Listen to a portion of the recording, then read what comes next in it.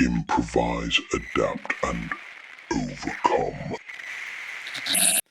Hey everyone, welcome to another edition of the Carry On Podcast SITREP edition with me, Brad Colbert, the Iceman, for the week of the 4th of December. Today we're going to be talking about mineral resources, strategic reserves, and the connection to Venezuela, something that I failed miserably to connect prior, and I have suddenly connected the dots and want to make sure that I share that revelation with all of you. And because of that, I'm going to be doing a bit more reading from my notes than I would ordinarily do. I hope that you forgive me. I just want to make sure that I get all my facts and figures correct. And before we dive into today's topic, I just wanted to give a special thank you to all of our Patreon supporters, AK, Joseph R, Fischel, Kyle R, and of course, Sean Q, our original supporter. Thank you all. If you're interested in signing up, we do have special episodes available for our supporters only. And of course, you have access to some news and swag that only you can get. So without any further ado, let's get into today's topic, which is strategic minerals. So busy week in the news, and this is going to be somewhat of a mea culpa on my account. I am going to apologize for my ignorance. I felt pretty stupid the past couple of weeks, and finally I have been enlightened, and I want to share that with you. So I have been struggling to try and understand what is so important in Venezuela to cause the entire U.S. military to target strikes in that region, to forward deploy troops and personnel in the Caribbean, and open up a base that had heretofore been shuttered for the last 2 decades. And I couldn't figure it out. And I finally feel like I've made some inroads into deducing what this is all about. And we are going to get to it. So before I do, a little preamble. There was a report recently in The Guardian, which I might say I'm not a huge fan of. They slant very left and make no bones about it. But if you cut out all the bullshit, they have some pretty decent reporting. And this particular article was about the Department of Defense or Department of War. I will never know. Stockpiling rare earth and strategic minerals, something in the neighborhood of $1 billion worth of it. So it spawned some thought on my part about precious minerals, about rare earths, about where the supply chains are, where the bottlenecks are. And looking into it with a little more clarity, I've arrived at some deductions, which I'm happy to share. So let's start at the beginning. What exactly is rare earth minerals? Why do we care? And why does the Department of Defense need to stockpile them? Well, that portion of the earth that we call the crust, if you can remember back to your high school geography, it has a finite amount of minerals encased in it. In this case, rare earth minerals are about 17 different classifications of heavy metals, which are in finite supply. In fact, there's only about 110 million tons of this material on the planet. China controls about 40%, 40 million tons of it. Venezuela has some, which we're going to get to here in a moment. We have Vietnam, Brazil, Russia, India has some as well. And the race for the critical minerals is a defense race. It's not just about electric vehicles, renewable energies, wind turbines, solar panels, although all of those are absolutely part and parcel of the usage of rare earth minerals. No, strategically, it is about missiles, it is about bombs, and it is about who controls those stockpiles when the shooting starts. Critical minerals for weapons and what it actually means. We're talking about things like titanium, tungsten, cobalt, lithium, gallium, because they're embedded in almost every weapon system that we use. So when we talk about rare earth elements like neodymium, samarium, dysprosium, Those are used in permanent magnets, which find themselves in radars, missile fins, aircraft actuators, precision-guided munitions, sonars, and the like. Gallium, germanium, antimony, and high-purity silicon are core RF electronics, infrared sensors, phased array radars, missile seekers, and hardened chips. And then, of course, tungsten, tantalum, titanium, and high-strength steels are used in armor-piercing shells, penetrators, jet engines, airframes, submarine hulls, hypersonic vehicle structures, and the like. And there's others. We're not going to run down the entire list. I think you get the point. So the U.S. Geological Society bluntly notes that rare earths, they're essentially the building blocks of many DoD weapons. In fact, this is an interesting statistic that I was able to glean from Defense One analysis. 78% of the United States weapons rely on materials that are sourced from or processed in China. So if you look at 10 to 15 years down the road, when there is an inevitable conflict with the People's Republic of China, whether you agree with me or not, I think that's what the tea leaves are showing. The last thing you want is a strategic resource bottlenecked in your adversary's backyard. So that's the battlefield. Whoever controls extraction, refining, and processing of these materials controls the tempo of everyone else's war machine. So who is controlling these checkpoints currently? Well, I've already stated China. They're a big one. They control about 94% of the global gallium, 83% of the germanium, 56% of the antimony production. And in December of 24, Beijing banned exports of all of these to the United States and tightened controls on graphite, explicitly citing national security and dual-use concerns. So China does not want to share these materials with the rest of the world, even though the preponderance of these materials is used for electric vehicles, turbine generators, and solar panels. They are not stupid. They understand the strategic importance of these minerals, and they have basically locked them down. So where else can you go? Well, there's Africa and Latin America. DRC supplies 70% of the world's cobalt. Chile, Argentina, and Bolivia hold huge lithium reserves. Several African states plus Brazil and Indonesia are key for nickel, manganese, and niobium. Russia's there along with India. Russia has heavyweight palladium, nickel, and titanium. And South Africa has platinum group metals. These countries, though, all of them, with a few exceptions, are predominantly adversarial to the United States, or at least failed states to the sense that they are manipulated or able to be manipulated by some of the world powers. It feeds the demand. So US, European Union, China, Japan, and South Korea and India, they're all scrambling to secure long-term stockpiles of these rare earth minerals, and strategically so, because you can't grow in some of these technical sectors without these raw materials. In order to secure these, we are finding ourselves in somewhat of a sanction war with a lot of these countries, China specifically. China's treating criminal minerals as a counterweapon to the Western technology controls. So the West controls a lot of the mining technology and the equipment that is used to extract a lot of this. So we do have some reverse leverage against China when they decide to impose either export bans or outrageous tariffs on a lot of these materials.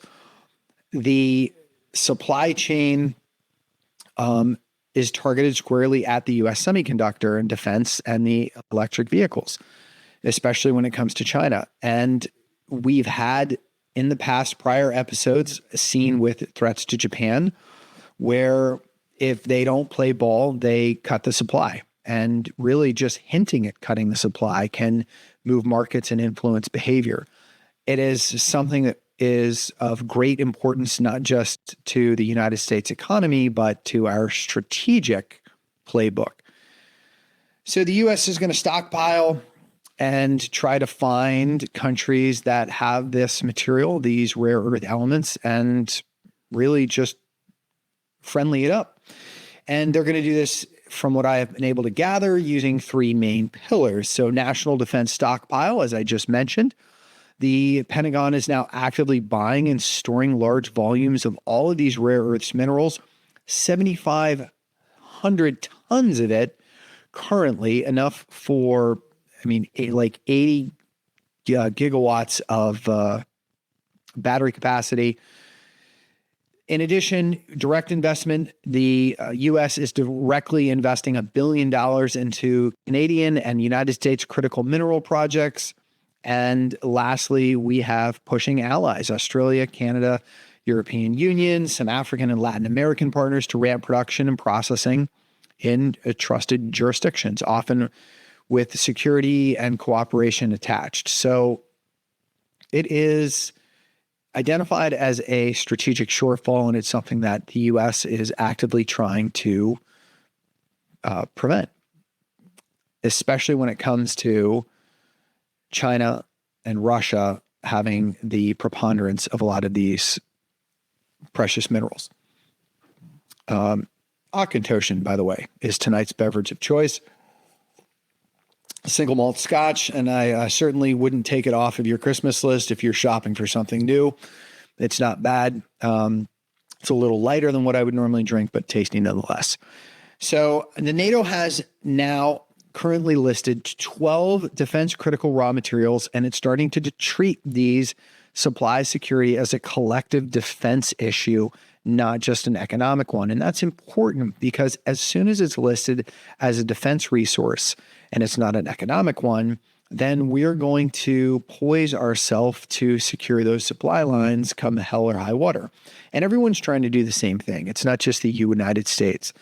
Anybody who is in the market of making high technology weapon systems, whether it be European Union, whether it's Israel, whether it's the Middle East, whether it's China, everyone's trying to shorten, harden, and nationalize their supply chains before the next crisis hits, which I really think is 5 to 10 years, if not sooner. So the big implication of weaponized minerals, which is really what we've had, is a strategic vulnerability, which lends itself towards escalation risks.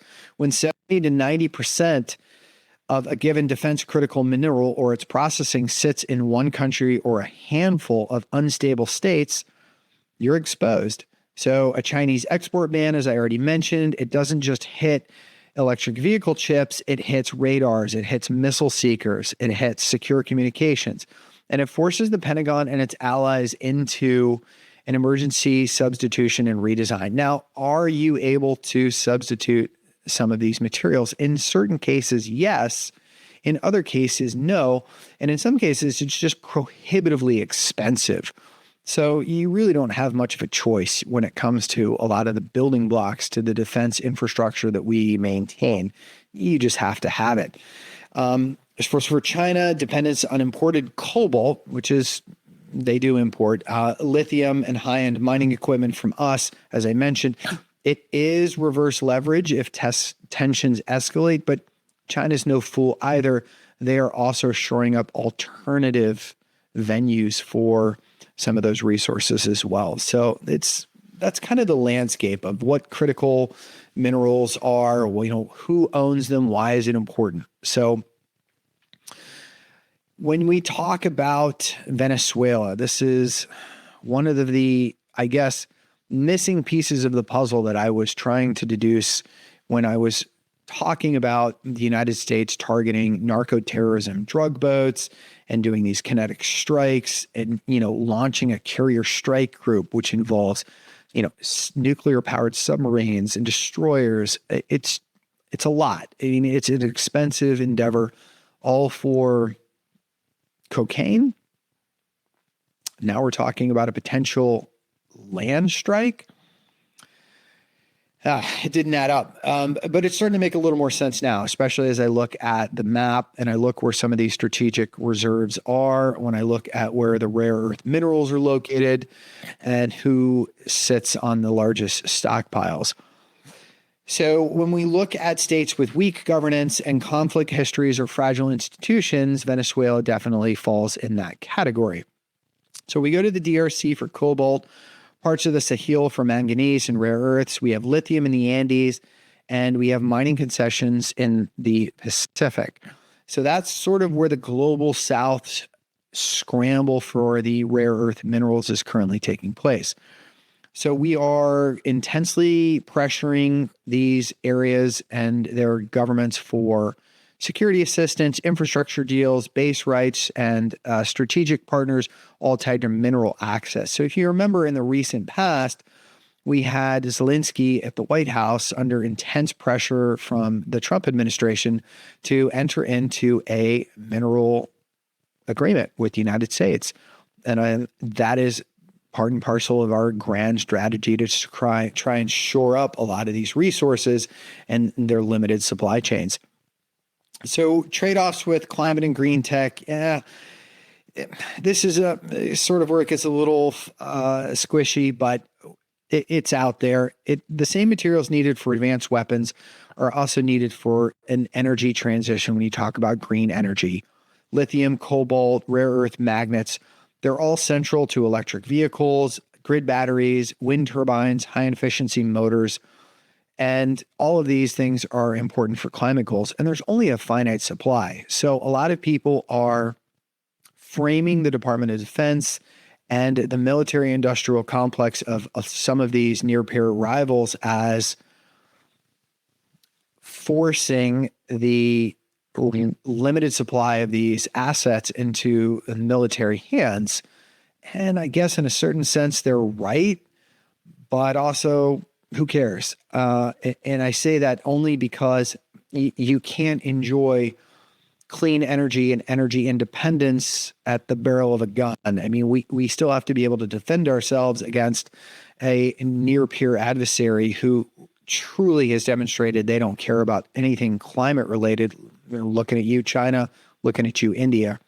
So while I appreciate the altruistic and very overzealous need for clean energy, renewable resource, I mean, I think security takes precedence. So it's kind of on the back burner. Zero-sum allocation, like every ton locked into weapon stockpiles is a ton not available, at least in the short term, for batteries and renewables. And price spikes and volatility. You're going to see minerals arms race pushing up the cost for the entire energy transition. So the less that these resources are available, the more that the price of them is going to increase on the open market, and the less availability there are for some of these clean energy companies. You're going to see huge environmental degradation where you're ramping up extraction to satisfy both military and green tech demands. And that means more mines. That means more water use, often in places with weak environmental regulation. Mining these minerals, it's ugly. There's a lot of chemical byproduct. There's a lot of environmental destruction. It's almost more damaging to extract them and use them for clean energy than it is to just burn coal, petroleum. I mean, honestly, huge fan of nuke. I don't know why we're not building more nuclear power plants, but that's discussion for another time. So between U.S. sanctions and Chinese export bans and the European Union de-risking, you're watching a slow breakup of the old global market assumption. Blocks instead of markets and supply chains are being rewired around trusted partners, not lowest cost. So the EU's Resource EU plan openly talks about forcing companies to reduce Chinese exposure if they won't do it voluntarily. There's a lot of push, especially in light of Russia's invasion into the Ukraine, to try and find energy independence, to try and find resource independence. As we have seen globally, the global economy is a fragile thing, and all it takes is one bad actor to really disrupt a lot of what's historically been a safe bet in the supply chain market. So competing environmental, labor, and ESG rules being used as tools of industrial policy, and it's going to continue to go that way. I don't see this as abating until we somehow find an alternative source for a lot of these rare earth minerals, which you just can't. You really can't. So what does this mean for Venezuela? Oh, yeah. So this is fun. People fixate on oil when it comes to Venezuela, and that's all fine and dandy. And at first, when I started really trying to understand what was taking place with these narco-terrorism boat strikes, as they're couched in the media, I couldn't understand it because oil was too pat of an answer. Why are we interested in Venezuela? Because there's oil. Yeah, there is. And there's some pretty large fields down there, but so what? The United States has pretty big reserves as well. They're undeveloped and untapped. So after looking at the stories discussing rare earth minerals as being such a strategic vector for next generation military hardware, it starts to make a lot more sense when you look at Venezuela and their resources. 12% of the Venezuelan territory on the southern edge is an area called the Orinoco Mining Arc. And it is within the Amazon rainforest, a little bit. And within it, there's huge deposits of gold.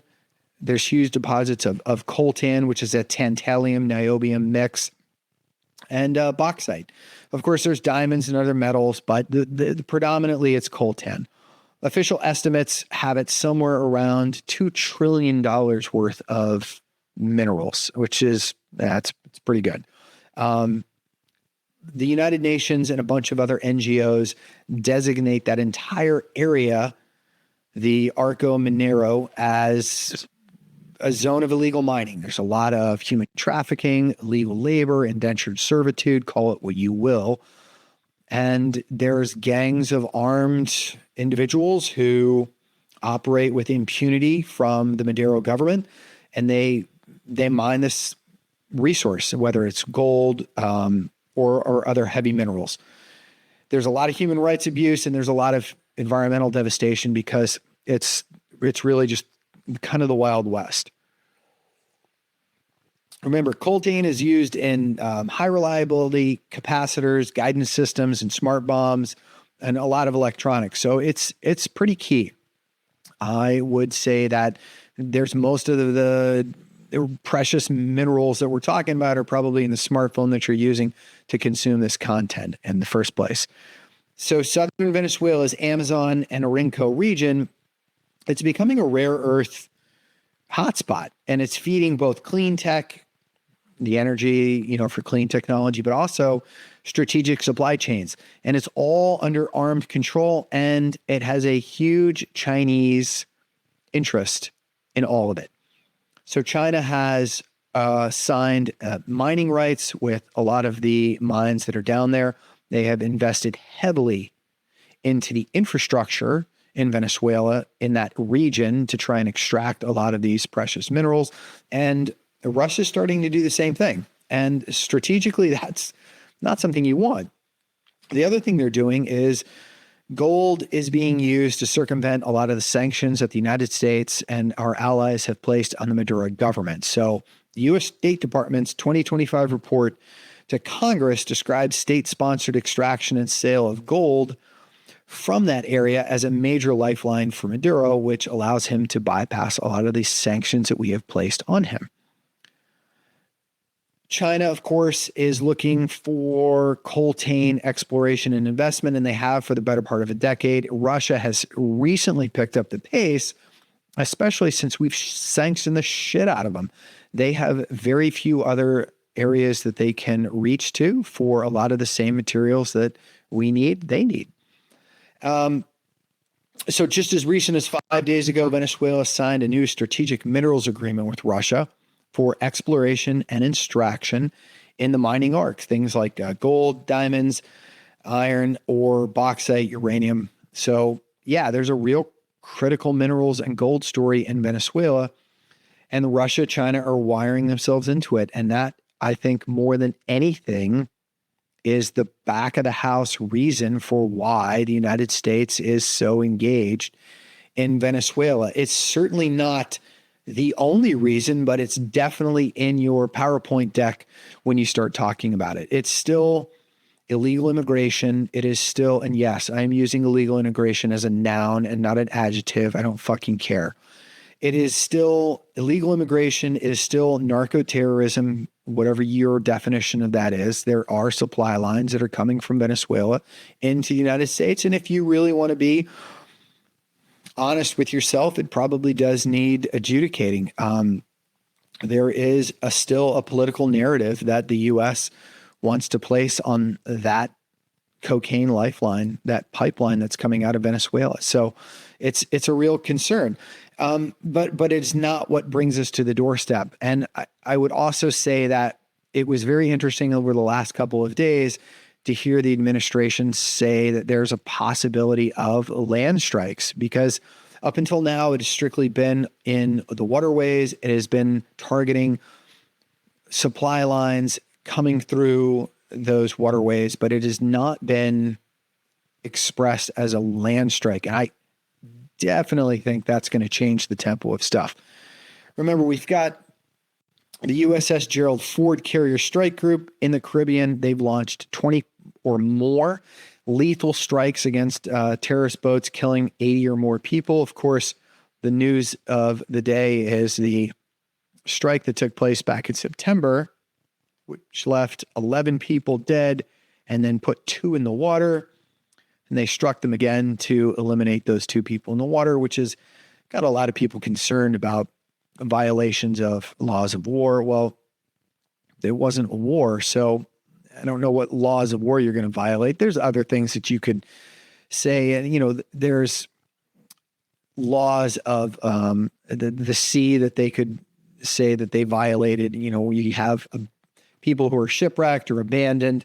You have a moral obligation. You have a legal obligation to bring them out of the water, to protect them. And instead we hit them again. Well, I don't get what the fact that they were wet when the attack happened has to do with anything, considering the fact that we droned for the last, 7 years of the Obama administration, almost every 20 minutes. If you broke down the number of drone strikes that took place over the Obama administration, it's quite a few. And when somebody who was putting in a roadside bomb would get a pred strike on them, and there were people who were left alive, they'd hit him again. So I don't really understand why this is fodder for the news cycle, but it's a distraction. And now I'm distracting. Let's get back to the topic at hand. You have Operation Southern Spear and Defend the Homeland to remove narco-terrorists from our hemisphere narrative. Great. Go for it. You can strike all of the terrorist narco boats that you want. I don't have a problem with it if that's where you want to pour your resources. We have a massive amount of sanctions against the Venezuelan government. We just killed Chevron's broader oil licenses again, which cuts off hundreds of millions per month in revenue and retightens sanctions explicitly to pressure the Maduro government. I think what you're trying to achieve here is regime change. Whether you want to couch it that way or not, it's irrelevant. It's really what all the tea leaves are looking towards. Now, you have drugs, you have migration. I get it. You have links to Russia and China, and the regime corruption. Those are all the talking points, but I think it's a little bit more than that. You have deals and unrest in Chile, Argentina, Bolivia. Yeah, it's a little more than the cut and dry narco terrorism. Anyways. So currently public U.S. policy focuses more on oil and sanctions evasion, which is, the gold. Then we need their coltane for our missiles, because no one's going to actually publicly say that. We want your mining arc. But more and more that I look at this, it seems like that's sort of the underlying posture.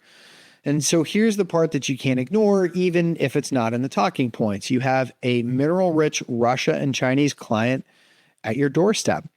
And the mining arc is now widely recognized as a critical mineral and gold hotspot with rare earths, the bauxite, the tin, all of it. You have armed groups that control it, corrupt networks, not just formal companies that run a lot of it. And you have Chinese buyers and now Russian state companies are key customers and partners.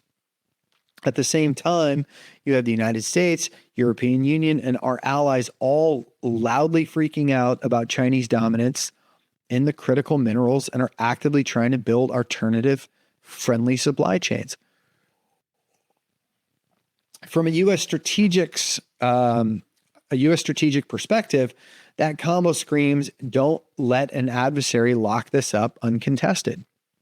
So I think that's really a lot to do with what's taking place in the waters off of Venezuela and these boat strikes from a U.S. perspective anyways. And it doesn't automatically mean invade and grab it, but it does mean you care a lot more about who controls that state and who sits on those deposits. It means that you care about which flags are on the mining contract, such as Russia, Chinese, Iranian, and Turkish versus Western. You care that the same jungle that hosts illegal mines and guerrillas and drug labs is also sitting on future inputs for both missiles and electric vehicles. So minerals aren't the billboard, but they're abundantly part of the strategic backdrop. And Maduro, it's not exactly a human rights paragon. Yeah. So gold from the ARC it's a key sanction evasion tool. It's a regime survival tool to Maduro. And I think that it's definitely part of the equation. So it matters because that gold you can route via Russia, China, Turkey, and UAE. And that means less leverage that the U.S. sanctions have. And a U.S. policy looking at military pressure, sanctions, and narco-terrorist narrative are very aware that it's not just about the cocaine. It's about a criminalized, extractive economy that includes gold and critical minerals moving into rival blocks. Yeah. So what's not supported by evidence, but it's easy to believe. There's no hard evidence that current U.S. carrier groups and boat strikes are secretly aimed at Venezuelan coltan. Is it coltan or coltan? I believe it's coltan. Nope, it's coltan. Let's call it coltan and move on. There's no evidence that the direct kinetic engagement is specifically aimed at securing these resources. And it's really more about U.S. politics, tough on crime, tough on migration, anti-Maduro theatrics, narco-terrorism storyline, oil and sanction leverage, and a broad pushback against Russia and China. But so saying this is all about the minerals is too simplistic, and then saying that the minerals are irrelevant it's equally naive. I think the honest position is that critical minerals and gold are part of the deeper strategic stakes in Venezuela, especially because Russia and China are embedding themselves in these sectors, but they're not the only or even primary proximate reason the U.S. it's currently firing missiles in the Caribbean. So at the front of the house, again, you've got regime pressure and sanctions against Maduro. You have oil. You have narco-terrorism and migration politics.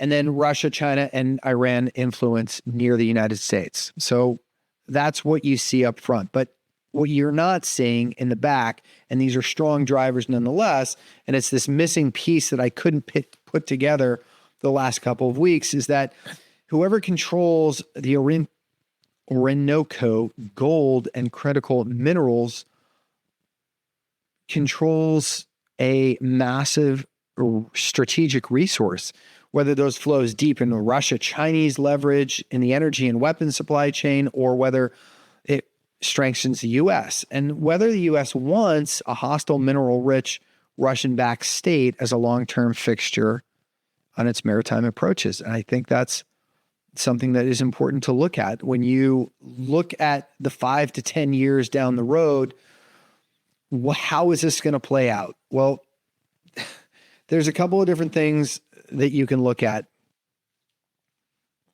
You've got three basic scenarios. So scenario one, Maduro falls and there's a U.S. friendly government, and then we rewrite the mining contracts.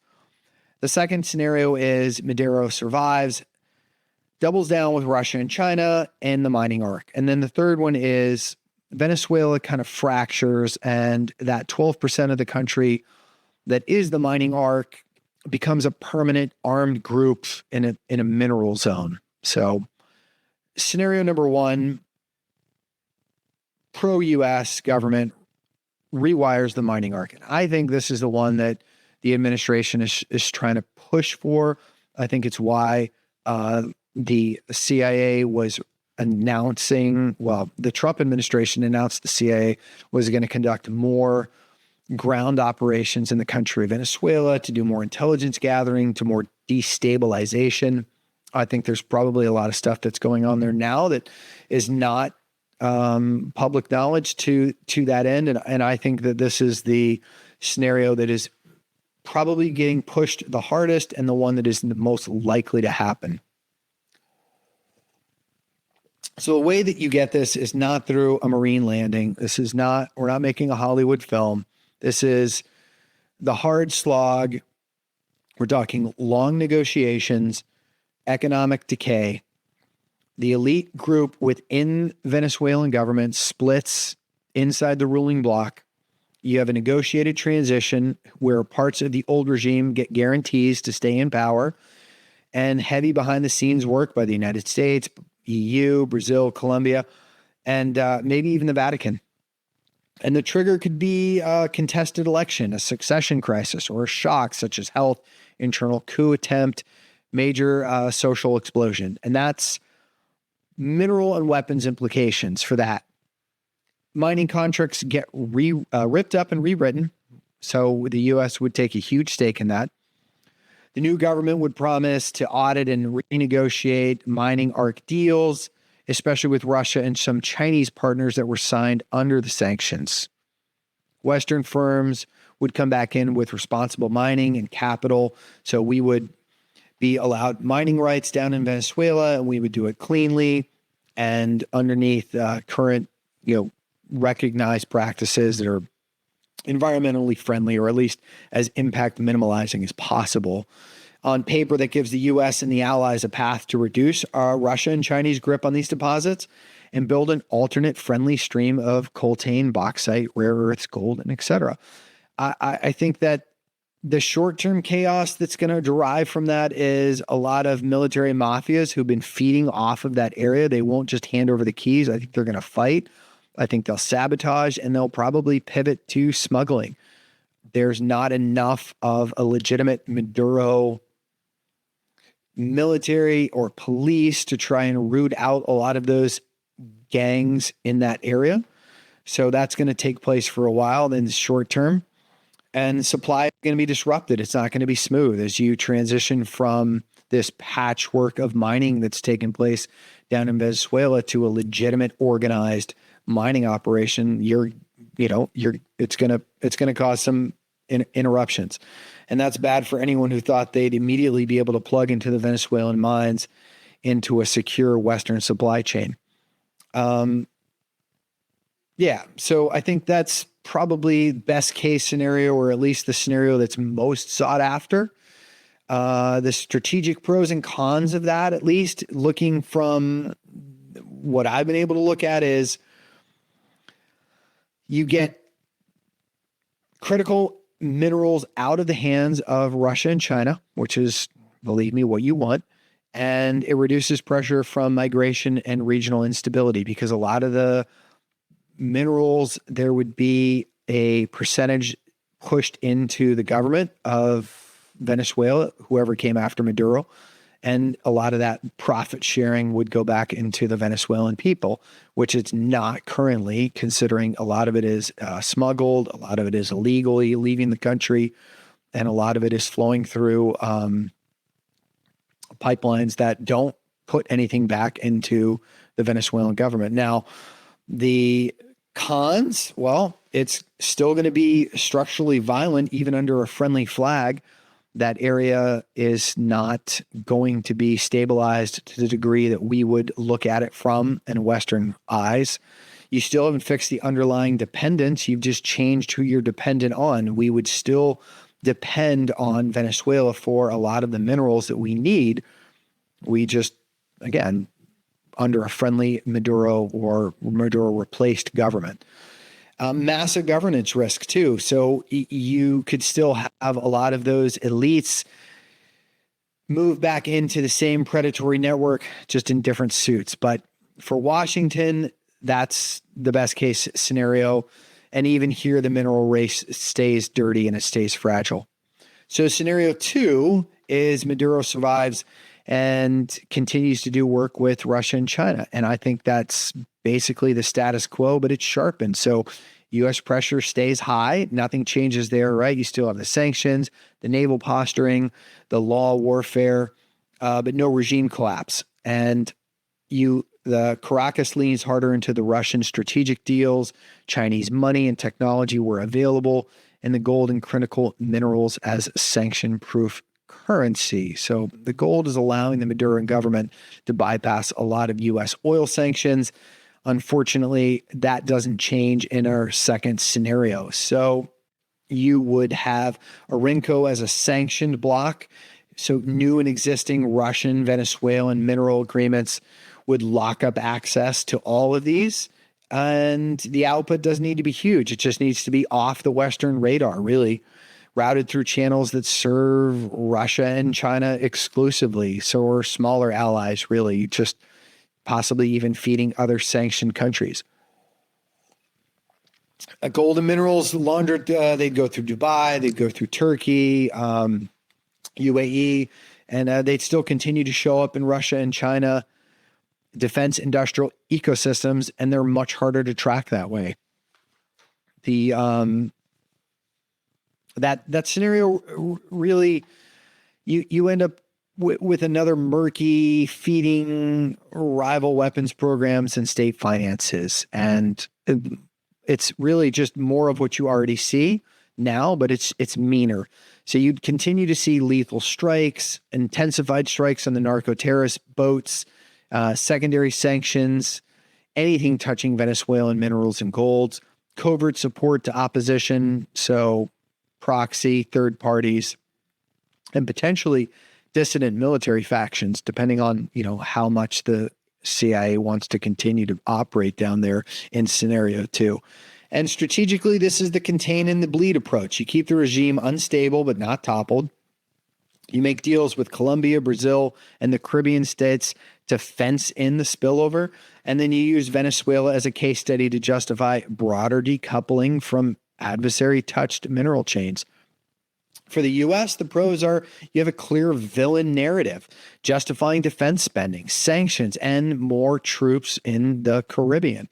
You have pressure on China and Russia on another front, but at a relatively low troop cost. You don't have to have the same troops to task that you would in a lot of other scenarios, but you get the same results for it. So it's easy.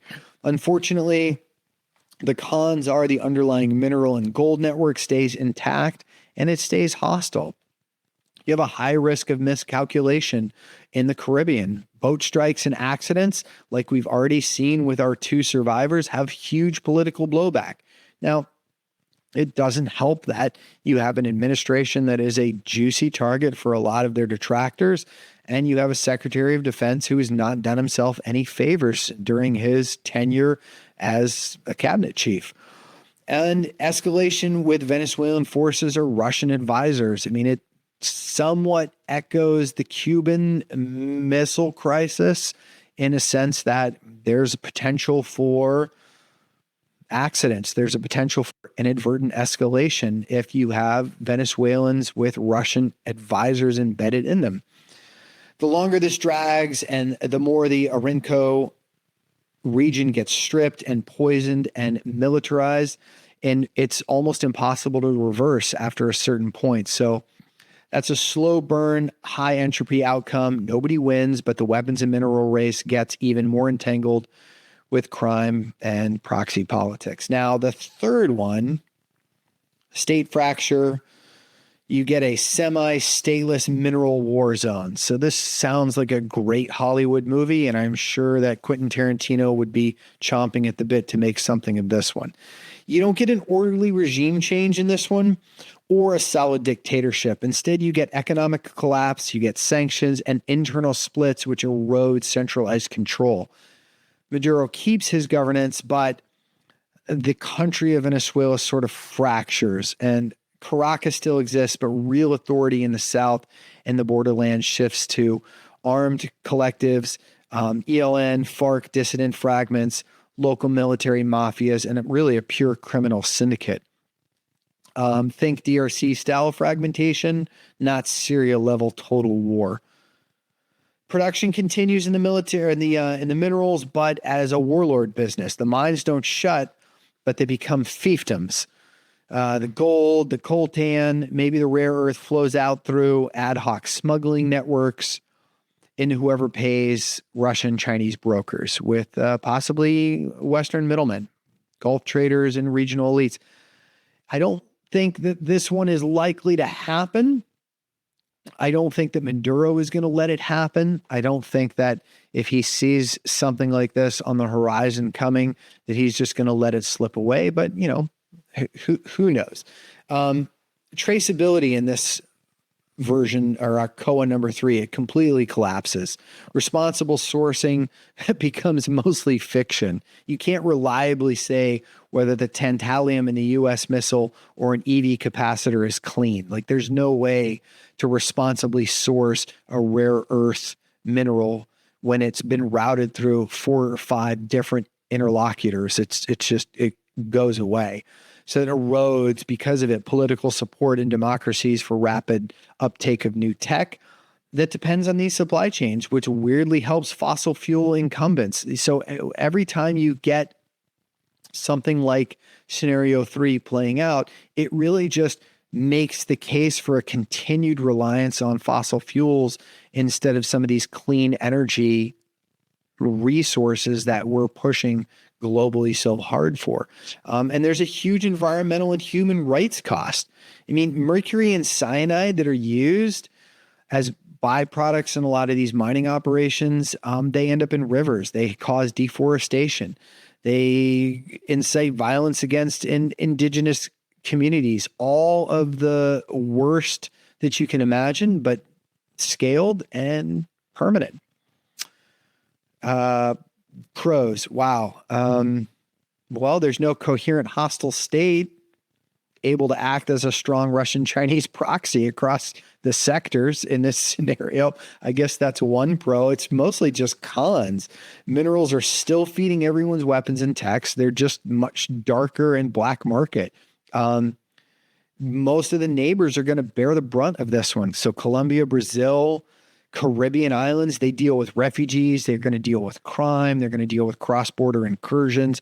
And the global mineral race, this is the worst of all worlds. It's an insecure supply and horrific externalities and no leverage over the actors on the ground. So, wow. Yeah, it doesn't really matter what branch you think the world is sliding towards, because a few truths stay.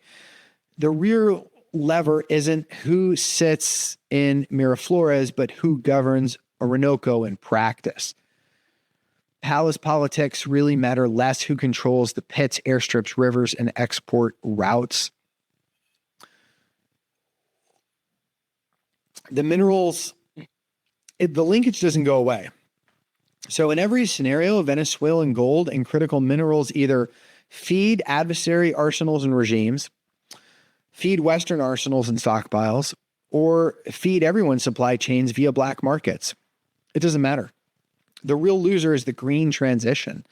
It keeps getting entangled. Whoever wins Venezuelan minerals uses some share for weapons, some for electric vehicles and grids, and the trade-off stays dirty and mostly unspoken. This carrier group and boat strike sanctions, they're not only about minerals, but they make more strategic sense once you see that the U.S. is not trying to prevent a hostile, mineral-rich Russian-China entangled node from consolidating on its doorstep. And that is the piece that I was overlooking.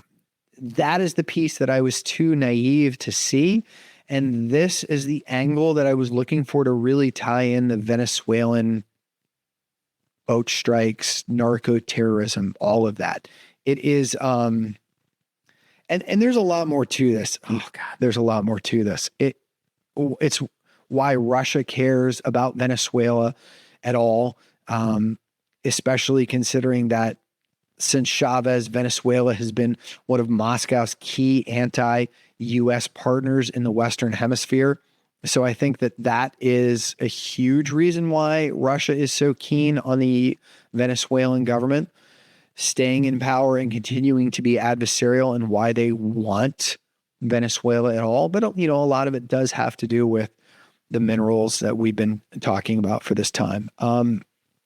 Since 2019, Russia's invested some $17 billion in loans and credit lines to Venezuela, and there's a lot of investment that has taken place by Russia into the energy sector. And anyways, so it's a lot, and it was interesting to me to try and finally put together some of these pieces and connect some of the dots. So over the last couple of days, there has been a tremendous amount of scrutiny based off the IG's report on Pete Hegseth's use of Signal to discuss classified information about a operation that took place several months ago, and it included a reporter in the group chat. So this wasn't just embarrassing, this was operationally stupid. First off, Secretary, sir, if I may, you should know better. Understand that you've never held the position of Secretary of Defense before, but as a commissioned officer in the Army, you should know that documents labeled secret shouldn't be migrated from the system that they originated from to a new system, specifically Signal chat. And it doesn't matter that Signal is secure with end-to-end encryption. This was irresponsible. Now, as somebody who currently holds a TSSCI, I can go down the rabbit hole about originator and Orcon control and all of that, and I'm not going to do it. I think suffice it to say that you shouldn't have been discussing the level of detail that you discussed over Signal. That there was no need.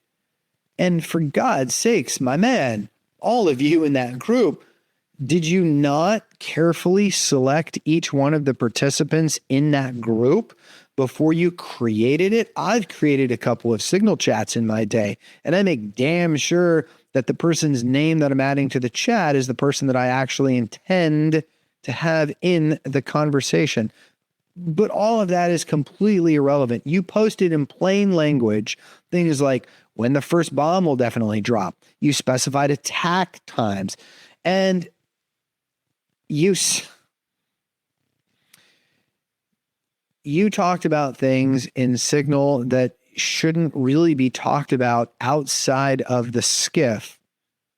Anyways, DOJ hasn't indicted, and the reason that he hasn't indicted is because as Secretary of State, you have the authority to classify and declassify documents. So there's no way for the DOJ to definitively say that when you spoke about what you spoke about, it was still classified. It's a nuance. It's a technicality. But the policy was broken. Defense Department personnel are not supposed to do what you did. And if you moved content from a classified, restricted email into an unclassified, non-approved channel, which is Signal, you violated the security agreement that you signed, that I signed, that all of us that currently are in possession of a secret or above clearance signed. It's embarrassing. And I think in the larger context, with the memes, with the bombastic content, with the overarching hubris that has been displayed, I just think that it definitely is embarrassing, I think, to have a sitting Secretary of Defense talk about things like this the same way that I would talk in a group text with my boys in a world where rivals hunt specifically for this kind of operational signal. I don't for an instant think that it needs to be scrutinized the level that it is, but the Secretary of Defense Hegseth is a target for a lot of detractors, and I think a lot of it is brought on by himself. I'd like to see a little bit more humility across the board when it comes to this issue by somebody who is supposed to represent the example by that the rest of us fall under. I don't think that the IG report is a total exoneration at all. I think you're cherry picking the fact that the watchdog didn't recommend criminal charges. But yeah, I don't think that some of the Democratic senators that are calling for his resignation is fair, because I don't think that he bears in the entire brunt of it. There were other people that were in that group, and all of them were at a level of responsibility where they should have known better. And any of those individual Signal chat members could have said, whoop, pump the brakes. This is stupid. We shouldn't be talking about this kind of stuff. And none of them did. So I don't think Hegseth should be the scapegoat for this, but all of them could show a little more maturity, responsibility, a little less reckless behavior, and a little humility. That's what I think. So that's a lot of heavy and technical discussions for this week's edition of the SITREP podcast. And what we'll be looking at in the next couple of days is what the War Powers Act resolution by the Senate is going to do with the administration's aim of potential ground strikes or potential continuation of maritime activities, especially in light of everything that we have discovered this week. It is something that we will take a look at in next week's podcast. And until then, as always, I am Brad Colbert, the Iceman. Stay frosty. Improvise, adapt, and overcome.